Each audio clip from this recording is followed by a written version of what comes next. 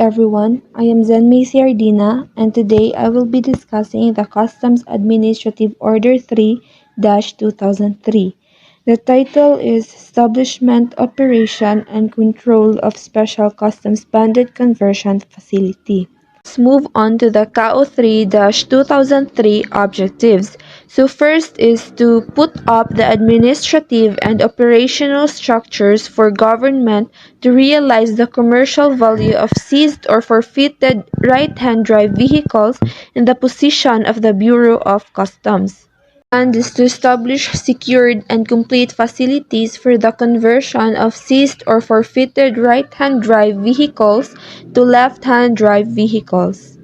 Lastly is to allow for the speedy and systematic processing in-line transfer of seized or forfeited right-hand drive vehicles after their sale at public auction from port premises to an accredited SCBCF for conversion to left-hand drive vehicles.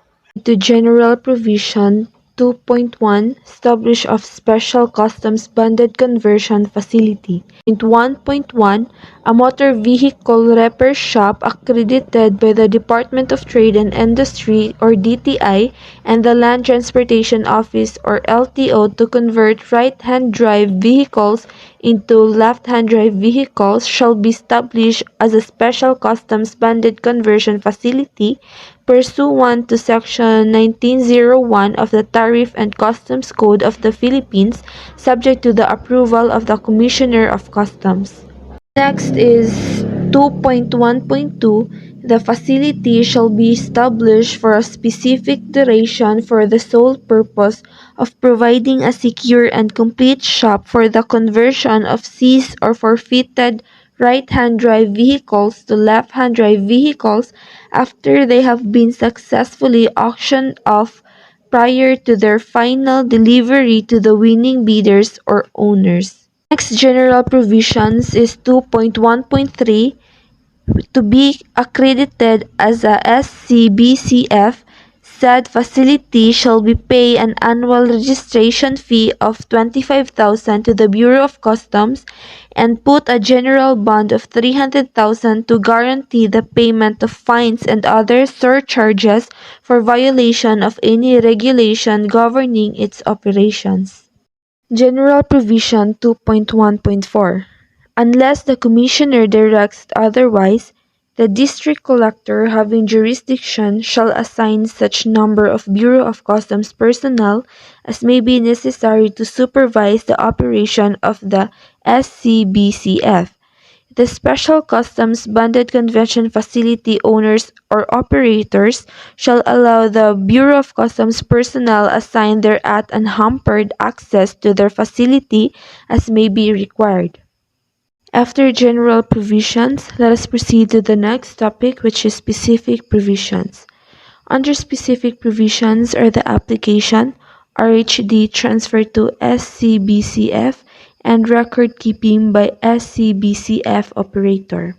Application 3.1.1. An application for the establishment or accreditation of a SCBCF shall be filed with the District Collector through the Deputy Collector for Operations, subject to the approval of the Commissioner of Customs. Is Application 3.1.3. Said application shall be accompanied with authenticated documents showing that the applicant is a motor vehicle repair shop duly licensed or registered with the Department of Trade and Industry or DTI and the Land Transportation Office or LTO with the capability to convert right-hand drive vehicles to left-hand drive vehicles. My last topic is right-hand drive vehicle transfer to Special Customs Banded Conversion Facility.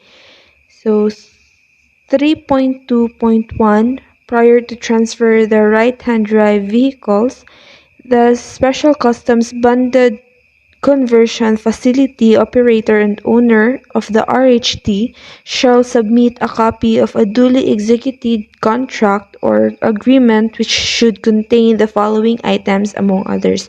So first is scope of work, second is warranties, and third is liabilities of the parties. I'm Nina V. Alvarez. I'm going to continue about the right-hand drive for transfer to CSBCF. Under the 3.2.2 shall be examined at the port premises by the customs examiner assigned by the Ship Functions and Cargo Disposal Division or its equivalent unit, together with the authorized representative of the winning bidder or owner. The second one is 3.2.3.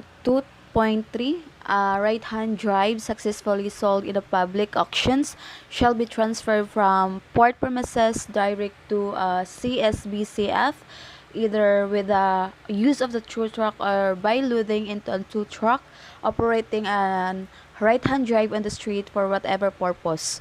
On its own, automotive power is strictly prohibited. Any violations hereof shall be subject the right-hand drive to seizure. 3.2.4 as a requisites for allowing the transfer, the CSBCF operator shall post with the concerned collections district a customs performance bond in amount of 200,000 pesos to guarantee compliance with the rules and regulations governing the conversions of right-hand drive into left-hand drive. 3.2.5 the transfer of right-hand drive from port premises to a CSBCF shall be done with prior approval by the Commissioner and under continuous underguarding by a customs guard. The receipt of the transfer right-hand drive shall be acknowledged at the CSBCF by the CSBCF operator or his or her duly authorized representative. The turnover receipt shall be surprised by the examiner in charge and the assigned customs guard. Using an official boat note issued by the office or unit concerned, said boat note shall be submitted immediately to the chief ECCD together with the examinations report on proof of approval by the Commissioner of Customs for recording and control purposes of the collection district concerned. 3.3 Recording keeping by Special Customs Bonded Conversions Facility Operator. 3.3.1 The CSBCF operator shall keep a box of accounts in connections with operations, and the same shall be registered with the Bureau of Customs. Implementations The Commissioner of Customs shall issue from time to time such rules and regulations as may be warranted under prevailing circumstances of implement subject order. Under the repealing clause, all orders, memorandums, circulars, and such other issuances inconsistent herewith are hereby repealed and or demodified accordingly. Lastly, effectively clause. This order shall take effect upon approval of the Secretary of Finance and after 15 days from publication in 2 newspapers of general circulations in the Philippines.